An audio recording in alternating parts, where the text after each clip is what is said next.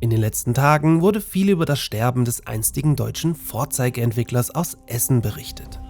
Dabei haben sowohl die Presse als auch namhafte Creator die Macher von Gothic, Risen und Elex quasi schon für tot erklärt. Doch jetzt könnte sich, mit Betonung auf könnte, in Form von Gothic-Fan Hand of Blood und dessen neuer Publisher-Sparte bei Instinct 3 vielleicht eine rettende Lösung abzeichnen, aber lasst uns dafür von ganz vorne beginnen.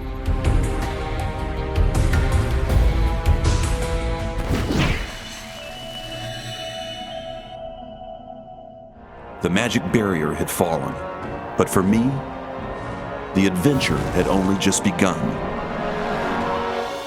With his final furious scream, the sleeper has set into movement the armies of darkness, even the dragons. Piranha Bytes ist Kult und hat sich diesen Ruf vor allem mit seinen ersten beiden Gothic-Teilen Anfang der 2000er Jahre erarbeitet. Für die damalige Zeit waren die beiden Rollenspiele wegweisend und zudem, nach der Die Siedler-Marke einige Jahre zuvor, endlich wieder ein Spiel Made in Germany, welches auch international erfolgreich wurde. Bis heute gibt es um diese beiden Spiele eine große Modding-Community, die ständig neuen Content entwirft und in Form von Mods für die Klassiker über worldofgothic.de veröffentlicht. Das ist auch Publisher THQ Nordic bzw. dessen Chefs bei der Embracer Group nicht entgangen, weswegen sie ein anderes Studio damit beauftragt haben, die Kuh zu melken und dafür ein aufwendiges Remake für Gothic 1 zu erstellen. Zusätzlich wurden die beiden Erstlingswerke leicht aufpoliert letztes Jahr auch noch für die Nintendo Switch veröffentlicht. Allerdings völlig vorbei bzw. ohne das Zutun von Piranha Bytes, welches sich weiter voll auf das noch unangekündigte Elex 3 konzentrieren sollen. So weit so gut, so weit so unspektakulär. Piranha Bytes, welche laut Wikipedia immer ein kleines Studio blieben und Ende 2021 gerade mal 33 Mitarbeiter vorzuweisen hatten, blieben sich all die Jahre treu und entwickelten Rollenspiele, die immer irgendwo alle aufeinander aufbauten und ihren unverwechselbaren Piranha-Charme hatten, was sie wiederum für Fans einzigartig machte und diese ihnen bis heute hoch anrechnen. Allerdings blieb man, und das gehört zur Wahrheit dazu, damit auch ein bisschen auf der Stelle stehen, weswegen andere Spiele auf dem Markt mit viel größeren Teams und wahrscheinlich auch deutlich mehr Budget am kleinen Studio aus Essen vorbeizogen. Dazu kam dann auch noch Pech, als das letzte Spiel in Form von Elex 2 im Release-Fenster von Elden Ring erschien und dementsprechend komplett unterging. Trotzdem entschied man sich, unter der Führung von Studioleiter Björn Pankratz an der Marke festzuhalten und bei der Deutschen Games-Förderung die aktuell fünftgrößte Fördersumme mit 3,2 Millionen Euro für Teil 3 einzustreichen. Don't be such a buzzkill, man. Grab a beer and relax. Listen, the threat is real. The Aware will come, and we haven't got much time left. Bekannt ist aber auch, dass die Embracer Group, welche irgendwann THQ Nordic kaufte, die wiederum 2019 Piranha Bytes kauften, sich seit einiger Zeit durch dubiose Deals in finanzielle Schwierigkeiten manövriert haben und seither ein Studio nach dem anderen dicht machen, um sich wieder gesund zu schrumpfen. Und dieser Kelch geht jetzt auch an den Piranhas nicht vorüber, deren nächstes Spiel erst für frühestens in 2026 erwartet wird und die Erfolgswahrscheinlichkeit als eher gering eingeschätzt werden dürfte, da Teil 2, wenn auch etwas unverschuldet, floppte.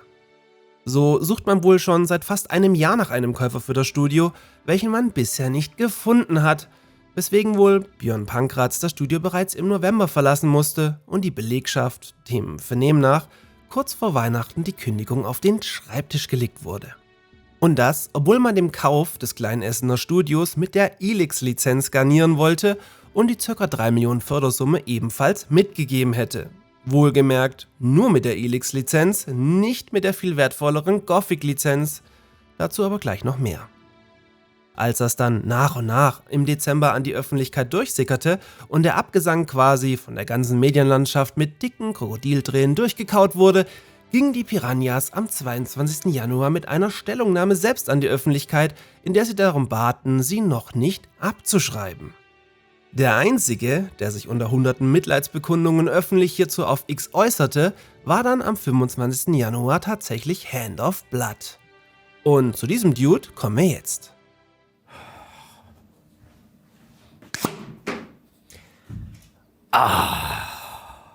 Freunde, was für eine Woche. Oder? Hand of Blood gehört zu den größten und erfolgreichsten Gaming-Creatern aus Deutschland und trägt neben seiner Liebe zum Gothic-Franchise auch die Siedler-Serie im Herzen, was ihn, by the way, natürlich extrem sympathisch macht. Abseits vom Gaming hat er sich aber auch über die Jahre eine eigene Influencer-Agentur namens Instinct 3 aufgebaut, die offiziell seit Ende des Jahres um eine Publisher-Sparte für Indie-Games erweitert wurde. Und jetzt wird's interessant. Diese neue Indie-Sparte wird aktuell von Melvin Frank aufgebaut, welcher Gerüchten zufolge auch schon an die beiden laufenden Siedler-Nachfolgeprojekte herangetreten ist, ohne hier Details zu kennen. Jetzt sind die Piranhas aber sicher kein Indie-Studio, geschweige denn Elex 3 ein Indie-Spiel, weswegen so ein Projekt für einen erst startenden Publisher vielleicht eine Nummer zu groß sein könnte. Andererseits wissen wir nicht, wie weit das Spiel fortgeschritten ist und wie viele Mitarbeiter das Essener Studio durch die aktuelle Situation ohnehin schon verloren hat.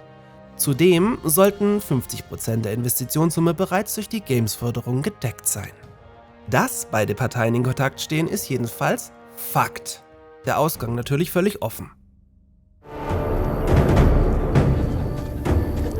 Still taking bets? Sure. Aber es würde irgendwo passen, auch wenn man sich schnell vom Gedanken verabschieden sollte, dass dann womöglich als nächstes endlich ein richtiges Gothic 4 unter einem Gothic Ultra-Fan entstehen könnte. Die Rechte dafür liegen nämlich weiterhin bei THQ Nordic und die haben bekanntlich selbst einiges damit vor. Und in den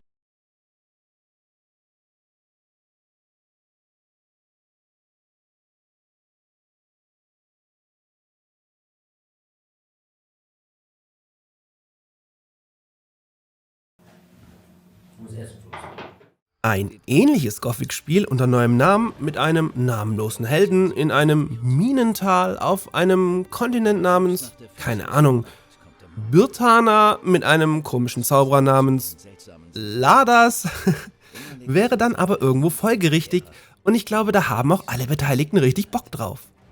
Wie klingt das für euch? Realistisch oder völliger Blödsinn?